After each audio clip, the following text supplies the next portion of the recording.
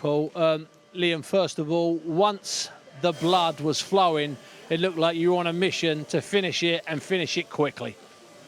Yeah, I just had to be honest, I wanted to leave it go a little bit further just to get a couple of rounds, get my range and look good, let some shots go. But obviously we clashed heads and I seen the blood dripping from my head. I thought it was a bad cut.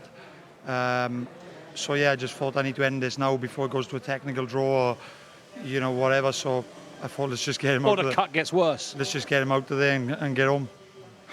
It's been a get him out of there and let's go home time for you lately, isn't it? You know, you're getting closer to something, you're getting closer to something, you're still getting closer to something. What's your understanding of where you are with regards to a world title fight of any description? What's your understanding of it? Well, I'm mandatory challenger for the WBO middleweight title to fight Demetrius Andrade. So it's a case of when and where. Give me the date, give me the place, and I'll be there. So they need to start enforcing it a little bit more now, I believe, and I'm pushing for it because I want my opportunity and I want it next. Has it been a frustrating wait? Yes and no.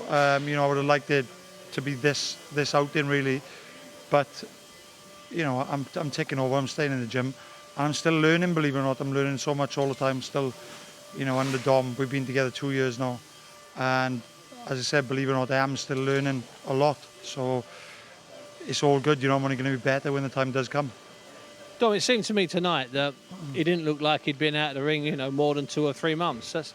You obviously worked on that in the gym. What's the secret to get these kids back in the gym after these 9, 10, 11, 12, 15-month breaks and have them not look like they haven't boxed for a year or so? The thing is not to let him go out of the gym for too long. You know, he's becoming the consummate pro now.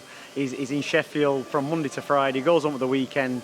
He's more or less done that, apart from when the lockdown was on really heavy. He was training from home, doing the workouts, and as soon as the lockdown was lifted, he was back at full force, and he never really went far from the mark. From his fight in December, he never really went up in weight, he never really lost fitness. He kept motivated because he can see the light at the end of the tunnel. He knows the world title chances is there, and he's not going to let it slip. He's had 2 chances already, you know, with Liam Smith. This is his 3rd opportunity. They say 3rd time lucky. And I've said to him, look, keep on it, keep focused. And he's doing that tonight. You know, that was a 12-week camp and it lasted 2 minutes, and you could see how dangerous he was. Andrew Robinson's a tough kid. He's more durable than that. It goes longer.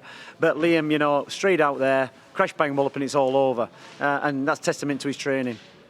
Dom, how hard is it to manage a fighter's expectations, to manage a fighter when he's promised things, when he thinks he's entitled to things, when things don't happen? How hard is that? Because that seems to me to be a separate job of getting his body right for a fight. It is, you know, and you can see Liam, he's an emotional guy, but there's lots to do in between camps. He keeps entertained, he bounces off the other guys, he knows everybody's in the same position really with fights.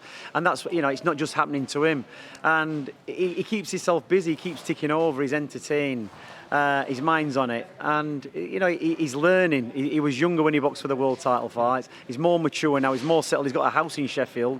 You know, he's living there, so he's more focused. He knows what's coming his way, and it's a world title fight, and that's what you keep instilling into him. He knows it's going to come, and I've told him so many times, people wait and wait and wait without fighting, and that's why he's taking these fights. They're not particularly fights he wants to have, but whatever people are going to be in front of him, he's going to fight them. He's a professional. He's going to do a full camp. He's not going to cut corners. He's cut no corners in this camp, and you can see it's all money in the bank. It's all experience in the bank for when that fight comes with Andrade. You know, he's going to be inactive. He's going to be in on it. He's going to be focused, and he's not going to let that one slip.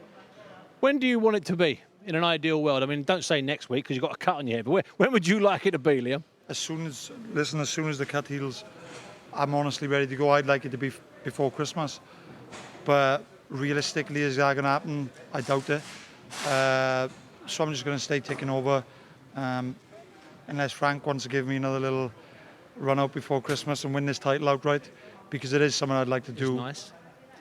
But it's just whatever comes, and I just want to take this chance as well to pay my respects to my good friend Carl Jones, who passed away a couple of weeks back, and a fella called George Huntley, who's a father and a grandfather of some very good friends of mine.